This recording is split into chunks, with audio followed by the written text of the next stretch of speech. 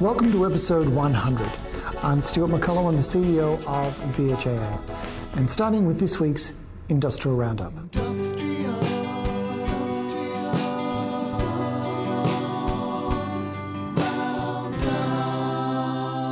For our community health members, a reminder that the Enterprise Agreement forums for the social and community services and health and allied managers and admin agreements are now available through the VHIA website. Simply go to My IR and video links. And a reminder to community health members for the forums that are on the 30th of April. Those will be for the Allied Health Professionals Agreement and the Dietitians Agreement. Once again, we'll have an option to attend on the day or to stream, and it will be recorded and available to members on an ongoing basis. With respect to our health service members, we'll be in Winchelsea at Hesse Rural Health on the 26th of March as part of this round of rural and regional forums, and in Kilmore on the 28th of March for the Hume region. We'll be providing members at those forums with an update for each agreement and discussing the Enterprise Bargaining Framework. That's a document that's been distributed both to participants of the forum and to those who attend the HRIR Managers Meeting. We are still seeking feedback from members with respect to that document. Effectively, what that seeks to do is to articulate the rules for bargaining. Your feedback will help shape that so that we have transparency and a clear approach to bargaining when that recommences in 6 months' time. This week for health services, we have a further savings schedule meeting with the AMA on Wednesday and a catch-up with the department also on Wednesday. On Friday, we'll be hearing from WorkSafe with respect to our submission on their proposed mental health strategy, and we'll be attending a meeting of the Violence in Healthcare Reference Group. As always, all of our activities are summarised through the VHA community app, and that's it for this week's Industrial Roundup. It's now time for the weekly update.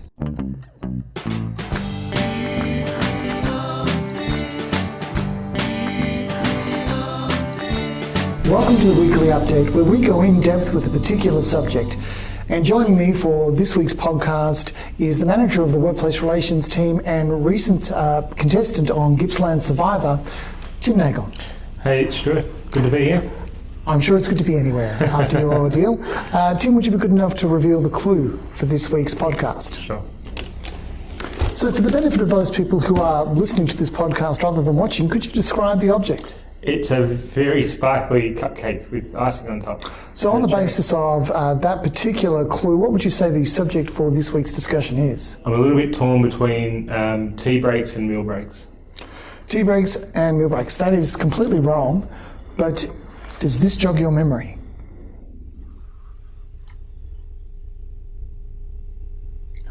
No. Clearly not. All right, Tim, stay with me.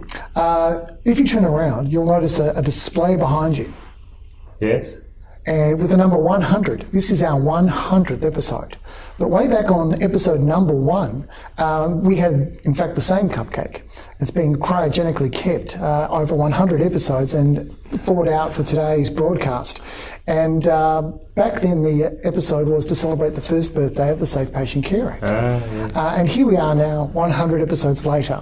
Again, we're going to talk about amendments to the Safe Patient Care Act. Great. After which the cake will go back into the freezer and we'll bring it out for episode 200. Okay. So Tim, let's start at the beginning. The Safe Patient Care Act commenced on the 23rd of December 2015. It did, and as you say, it was the subject of our first podcast ever. And what's happened since that time? So in 2016, the Victorian Government established the Nurse Midwife to Patient Ratio Improvement Task Force, and what they were tasked with doing is to work with stakeholders for the development of strategic policy and advice on improvement to those ratios. So what were the recommendations of the task force? So they didn't release a report, so there's no public report so we don't know what the recommendations were. How has the government responded to the recommendations of the task force? Yeah, so in terms of response, the government have created an amendment to the Safe Patient Care Act, which was passed on the 21st of February 2019 and is to commence from the 1st of March 2019. And those amendments are to be phased in over a period of 5 years. So that's what's come out. That's a key thing, I think, for us to emphasise. 5-year phase-in period.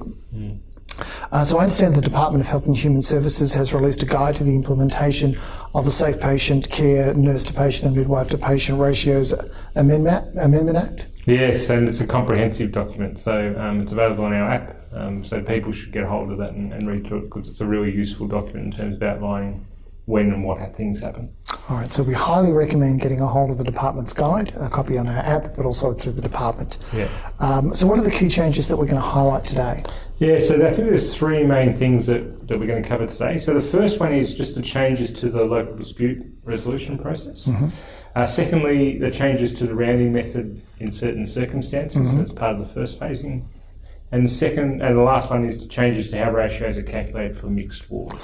Let's go through those each in turn, and starting with the changes to the local dispute resolution process. Yeah, so this is a temporary change, and the effect is to provide members with a period of 180 days where a local dispute cannot be raised in relation to the new amendments. Okay, so often that's referred to as a grace period? Yeah, that's right. So it's a grace period, essentially. Okay, and what should members do during that time? So during that time really can be dedicated to recruitment activities so that the compliance can be reached at the end of that 180 day period. Okay, so that does bring us to changes to the rounding method in certain circumstances. Specifically, there are some changes to that rounding method that took effect from the 1st of March 2019. Yeah, so the change is that where the actual or expected number of patients in a particular ward is not divisible into a whole number, then the operator must round up. So the effect of that is that the 50% rule no longer applies? That's right, exactly. And does this apply to all wards and all ratios? No, so it only applies in certain circumstances.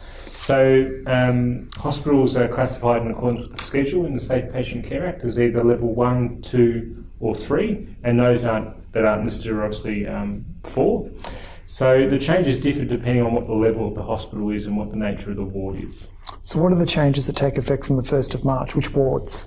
So in terms of the level 1 hospitals, the changes are, can be seen on the screen. So a general medical or surgical ward, or all shifts, a coronary care unit, all shifts, a high dependency unit, all shifts, an operating theatre, all shifts, a post-anaesthetic recovery room, all shifts, and finally aged high care residential ward on the night shift. Okay, so that's the level 1 hospitals there on the screen. Yeah. What about the level 2 hospitals? So the level 2s, as can be seen, and these are virtually the same as the level 1, so a general medical or surgical ward on all shifts, coronary care unit, all shifts, a high dependency unit, all shifts, an operating theatre and a post-anaesthetic recovery room on all shifts, and finally the aged high care residential ward on the night shift. Okay, what about level 3? So level 3, it's the same list as people can see on the screen. It's a general medical or surgical ward, a coronary care unit, a high dependency unit, an operating theatre, a post-anaesthetic recovery room. All of those for night shift? And aged high care residential, but all on night shift as opposed to all shifts. Okay, so the distinction there for the level 3 hospitals is that the rounding rule is abolished for the specific wards for night shift only. That's right. Yeah. And what about level 4? And level 4 is the same as level 3, as people can see. So an acute ward, a coronary care unit, a high dependency unit, an operating theatre, a post-anaesthetic recovery room, aged high care residential ward, and all just for the night shift. So are those all the changes that take effect of the rounding rule from the 1st of March 2019? No, there's one other area that's affected, and so the rounding rule change will also be applied to emergency departments. And as we know, emergency departments are characterised slightly differently than the wards that we just talked about. So instead of being in 4 categories, they're categorised into 3 different parts, and that's in accordance with Schedule 3 of the Act.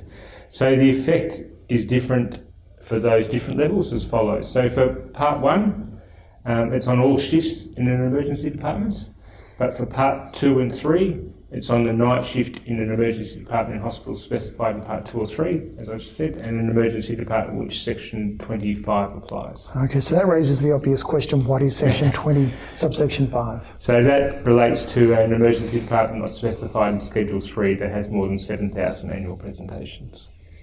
So that leads us to the last change, which is to be discussed today, which is how the change in ratios is to be applied for mixed wards. And I think this is a really challenging area. Yeah, this is probably the most difficult part in terms because it's a complete new process for people. So 12A is a new section, and this describes how members calculate those ratios for mixed wards. So let's start with the very basics. What is a mixed ward in this context? So a ward is a mixed ward if the following apply. The operator has specifically configured the ward to provide, in the course of its ordinary operation, a mixture of clinical services. And secondly, there is more than one portion of the ward, and accordingly more than one ratio would apply when determining staff members for the whole ward. So the thing that strikes me about that definition is we're not talking about a ward where there is an outlier. No. We're talking about a deliberate configuration for a mix of services within that ward. And where there's multiple ratios applied to those components. And are there any limitations on how a mixed ward can be configured? Yeah, so the Act does include some limitations on what you can put into a mixed ward. So Section 12A9 says that a mixed ward cannot consist of the following. So a special care nursery with 8 or more occupied cots, or alternatively a ward with 6 or more birthing suites. So how do you calculate the ratio for a mixed ward then? So there are a few different elements to this. So firstly, determining the components of the mixed ward. Secondly, managing the in-charge allocation.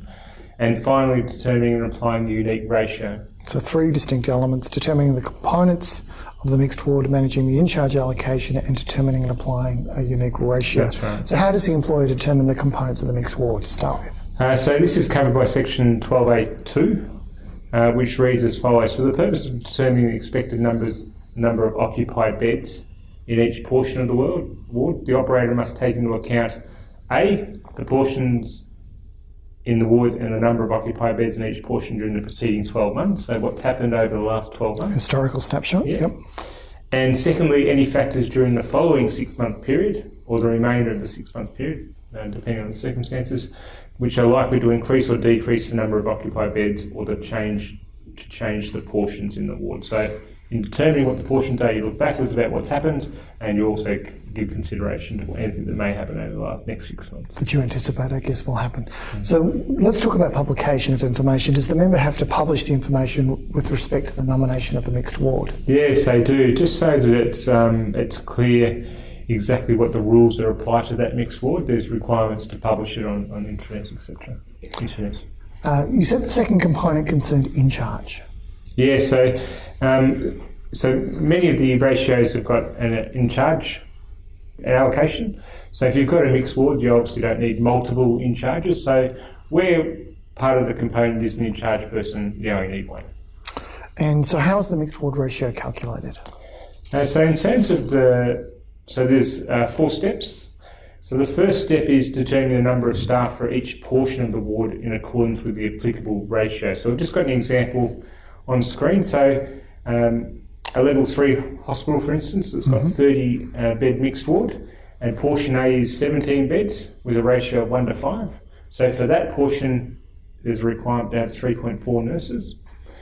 The second portion is a 13 bed component with a ratio of 1:4, so we require 3.25 nurses for that component. So you apply the applicable ratio to each portion. Yeah. What happens next? So the second part of step 1 is that we apply some rounding rules. So the rounding rules are as follows, and they can be seen on the screen. So the next step is to consider whether any rounding is required in accordance with the following. So A, if all portions are not subject to the new rounding up methodology, then do not round down these portions at this step. The second one is that any portion that is subject to the new rounding up methodology should not be rounded up at that step either. And finally, if one or more, but not all portions are not subject to the new rounding up methodology, consider rounding down these portions at this time. I find it really interesting that the language is about consideration, because it's worth reminding that these prescribe a minimum. Yes. People aren't obliged to reduce staffing if they don't believe it suits the circumstances. That's right. So in terms of just applying those to our example, so the new rounding method applies to portion A, but it does not apply to portion B. So what that means is that B applies, so component A is not rounded at this stage and stays at 3.4, and that is because that B consideration applies. And the final one is that C applies to portion B, so it may be rounded down to 3. So that's step 1. Yeah. What happens at step 2? So step 2 is easy. you just add up those two numbers. So add the number of staff for each portion together to ascertain the total number of staff required for the nominated mixed ward. So in our example, we had component A, 3.4, plus component B, which was rounded down to 3, which equals 6.4 for the... So having discussed step 1 and step 2, it does seem logical that we should move on to step 3. So step 3 is how to determine the unique ratio. And that you do that by dividing the total number of occupied beds in the nominated mixed ward by the total number of staff required for the nominated mixed ward as calculated by step 2. So for our example, we had 30 beds divided by 6.4 equals 4.69. So the unique ratio for the mixed ward is 1 nurse to every 4.69 patients. That strikes me as somewhat impractical. How do you then apply that ratio? So then, depending on whether you've got 30 or you've got 20 or however many occupied beds you've got, you then divide the total number of beds by the ratio, and that determines how many nurses you require. And if it's not a whole number, then there's a secondary rounding process. So that's just on screen at the moment. So the number of nurses must be rounded up unless the following apply. There are no portions where the employer is required to round up. If that's ticked. And the second one is the number of occupied beds in the nominated mixed ward requires less than or equal to 50% of one additional nurse or midwife to comply with the ratio. So that's the old 50% rule. And finally, safe patient care would not be compromised if the nominated mixed ward were not staffed with the additional nurse or midwife, which has been a long-standing consideration. So make the observation that each of those components are followed by AND. Yes. That is, you must satisfy each of those 3 components in order to not round up. That's correct. Okay, so what are the next steps for members? So the above examples were taken out of that department's guide that we talked about before, and that goes into much more detail about those examples, so people are encouraged again to read that document. I think that the next step would be for health services to determine whether additional staff are required and then develop a recruitment strategy to obtain those staff. Of course, any inquiries can be either looking and referring back to that user guide or alternatively contacting VHIA for advice. On our query team address? Query team address, query at VHIA. Query at vhia.com.au. And are any further improvements likely, Tim? Yeah, it's interesting just in terms of that guide. Some of the foreword from the Minister does indicate that there is some work going on about some extensions or some additional work in the space. Does it conclude with the words to be continued? Yeah, effectively. Okay, so we can anticipate that there may be more changes down the line. That's right. Okay, well Tim, thank you very much for joining me on episode 100, particularly since you joined on episode number 1. And thank you for taking us through the amendments to the Safe Patient Care Act. I'm going to take that, I'm going to put it back in the freezer so that we can break it out in 50 or 100 episodes' time. Thanks, Stuart. VHIA.com.